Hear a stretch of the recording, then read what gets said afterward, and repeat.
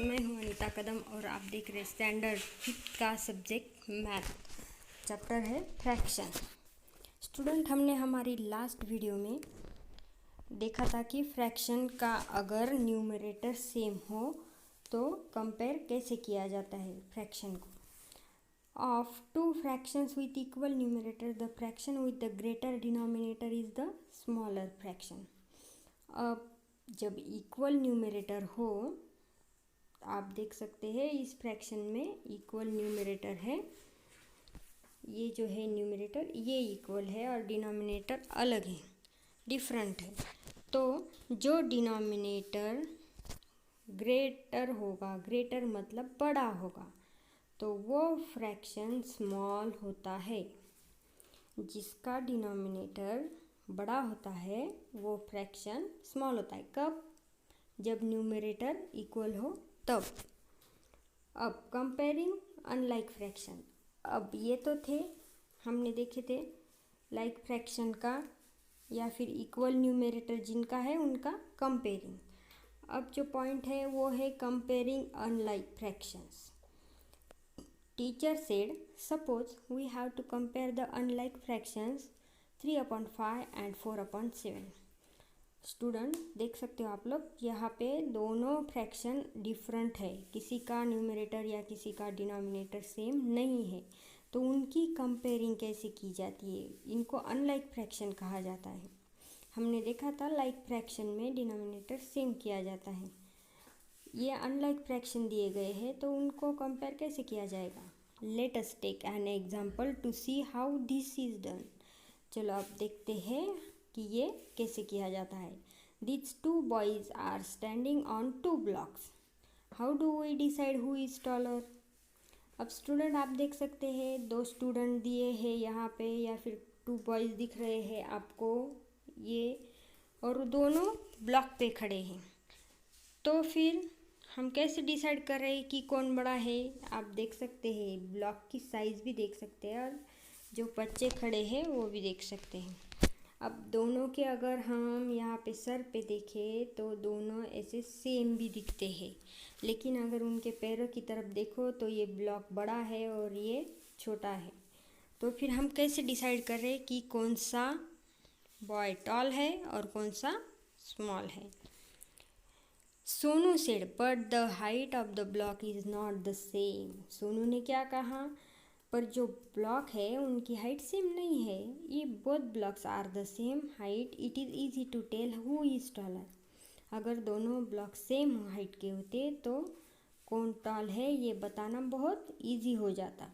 Nandu said now that they are on blocks of equal height we see that the boy on the right is taller।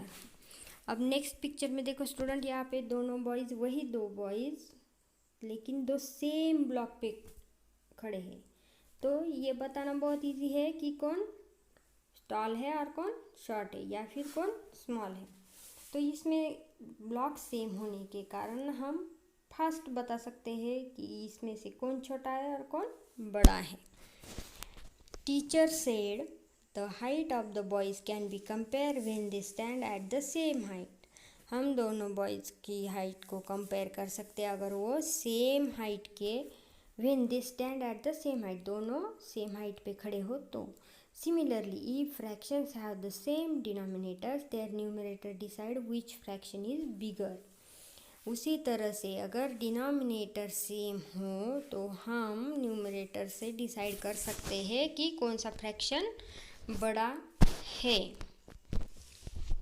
Okay, there which fraction is bigger. Nandu said got it, let's obtain the same denominators for both fractions. अब student हमने जो ऊपर example देखा था उसमें numerator same था और denominator change था। अब यहाँ पे एक एग्जांपल दिया गया है जो अलग अलग डिनोमिनेटर और अलग अलग न्यूमरेटर के हैं। आप देख सकते हैं ये जो फ्रैक्शन है, ये दोनों फ्रैक्शन दोनों अनलाइक फ्रैक्शंस है। अब उनमें कैसे कंपेयर की जाए, तो देखो स्टूडेंट, यहाँ पे Sonu said 5 into 7 can be divided by both 5 and 7. So 35 can be the common denominator. अब यहाँ पे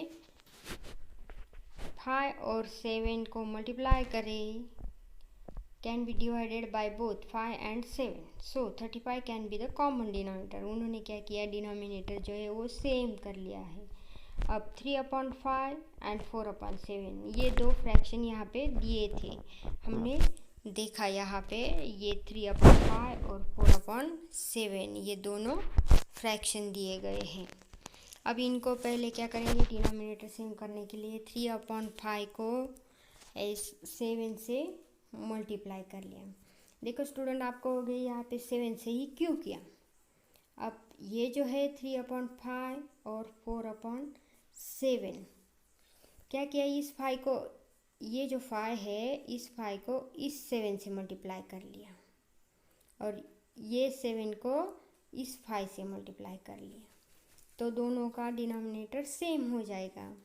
तो अगर यहाँ पे 7 से मल्टीप्लाई करोगे तो यहाँ भी 7 से मल्टीप्लाई करना पड़ेगा, क्योंकि डिनोमिनेटर को जिस नंबर से मल्टीप्लाई करना है उसी से न्यूमरेटर को भी मल्टीप्लाई करना होता है. अब यहाँ अगर 5 से मल्टीप्लाई करोगे तो यहाँ भी 5 से मल्टीप्लाई करना पड़ेगा, जो कि यहाँ दिया हुआ है. अब इनका मल्टीप्लिकेशन करके कौन कौन से नंबर मिले, 21/35 और 20/35. अब हो गए डिनोमिनेटर सेम. जब डिनोमिनेटर सेम है तो न्यूमरेटर से हम इजीली कंपेयर कर सकते हैं दोनों फ्रैक्शन को. अब देखो 35 में से यहाँ 21 पार्ट लिए हैं. स्टूडेंट आप देख सकते हो 35 में से यहाँ 21 है और 35 में से यहाँ 20 है. तो obviously 21 is big number. 35 chocolate है, उसमें से अगर आपको 21 दिए जाए और 35 में से किसी और एक बच्चे को 20 दिए जाए तो कितने ज़्यादा है, 21 इज़ बिग. तो यहाँ पे वही दिया है, 21/35 इज़ बिगर दैन 20/35. अब मैंने जैसे रीड किया है उसकी तरफ भी आपको ध्यान देना है, क्योंकि आपको फ्रैक्शन रीड करने भी आने चाहिए. Therefore 3/5 is greater than 4/7. तो पहले जो दिए गए थे फ्रैक्शन वो भी यहाँ लिखे हुए हैं, हमने उनको अनलाइक से लाइक फ्रैक्शन कर लिया था. अब जो पहला वाला फ्रैक्शन दिया है उसका कंपेयरिंग यहाँ पे राइट की हुई. To compare unlike fraction we convert them into their equivalent fraction so that their denominators are the same. Okay students, अब देखो अगर अनलाइक फ्रैक्शन दिए हैं तो आपको क्या करना है, हमें उन अनलाइक फ्रैक्शन को इक्विवेलेंट फ्रैक्शन में कन्वर्ट करना है, लेकिन उनका डिनोमिनेटर जो है वो सेम होना चाहिए. अब यहाँ पे प्रॉब्लम सेट 19 दिया है, आपको इसी तरह से ग्रेटर दैन और स्मॉलर दैन और इक्वल ये साइन यहाँ पे राइट करने हैं. अब ये जो फर्स्ट प्रॉब्लम सेट 19 में जो क्वेश्चन दिया गया है ये उसी तरह से सॉल्व करना है. अगर डिनोमिनेटर सेम है तो न्यूमरेटर से हमें इजीली पता चल सकता है कि कौन सा फ्रैक्शन बिग है या फिर ग्रेटर है. अब जो फर्स्ट एग्जांपल दिया है 3/7 और 3/7, तो यह कौन सा साइन आएगा, इक्वल का साइन आएगा. सेकेंड 3/8 और 2/8.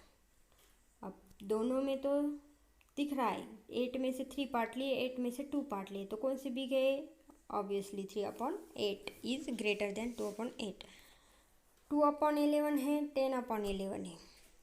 अब 11 में से 2 पार्ट बढ़े कि 11 में से 10 पार्ट बढ़े, तो 10/11 इज बिगर. 5/15 है और 10/30 है. अब यहाँ पे अलग अलग डिनोमिनेटर आपको दिख रहे, तो हमें क्या करना है स्टूडेंट, यहाँ पे इनको सेम डिनोमिनेटर कर लेना है. अब इसे कैसे कन्वर्ट करोगे, 5/15 और 10/13. अब हम देखते हैं 5/15 और 10/13. ओके, अगर हम 15 को 13 में कन्वर्ट करना चाहे तो हमें किस नंबर से मल्टीप्लाई करना पड़ेगा? इस 15 को अगर हम 2 से मल्टीप्लाई करें तो 30 आ सकता है, और 5 को 2 से मल्टीप्लाई करें तो 10/30 आ सकता है। अब हम क्या करेंगे, 5/15 लेंगे और उसे 2 से मल्टीप्लाई करेंगे, और यहाँ पे भी 2 से मल्टीप्लाई करेंगे, हो गए 10/30। तो इसका इक्विवेलेंट है 10/30, और ये जो 10/30 है जो हमें दिया गया था वो भी सेम। तो इन दोनों में कौन सा साइन आता है? से इक्वल का साइन आता है। ओके स्टूडेंट, अब यहाँ पे 5/8 है और 5/9 है, तो यहाँ डिनोमिनेटर अलग अलग है, तो इनको फिर से हमें कन्वर्ट करना पड़ेगा इक्विवेलेंट फ्रैक्शन में। अब कैसे करोगे आप?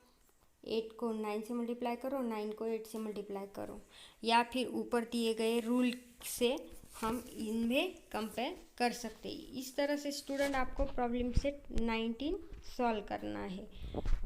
आगे का एडिशन ऑफ लाइक फ्रैक्शन जो है ये टॉपिक हम हमारी अगली वीडियो में देखेंगे।